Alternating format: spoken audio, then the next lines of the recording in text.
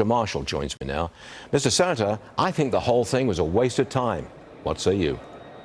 Well, Stu, I think it was very important. I think Americans were demanding accountability, and we needed to show them that we care as well.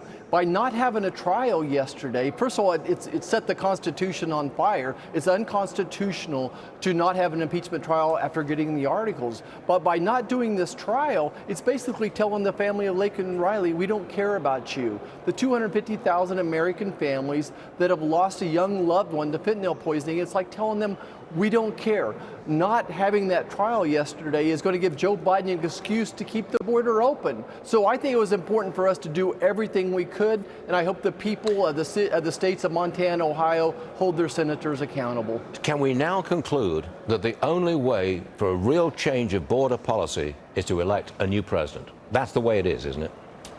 Stu, absolutely. I think you're right. I think you nailed it, that elections do have consequences. We know that a president has the power, the authority to secure the border.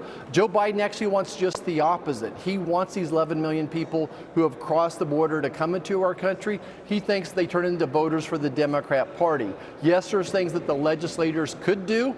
It seems to be a tough road to hoe right now, but you're absolutely right. Who's in the White House can dictate the outcome here. I need your comment on the chaos among Republicans in the House.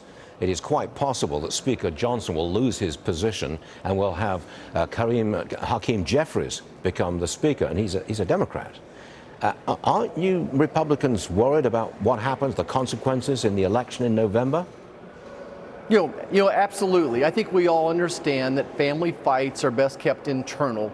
Playing those out like a soap opera on national TV is not the way for a family to solve a problem. Look, I don't think King David could manage the House any better than my good friend Mike Johnson is as well. One of the most conservative speakers we've ever had. Would encourage those folks that are pushing back right now. We understand that you're out there fighting, but you're doing more harm than good. There's a reason there's only a handful of you.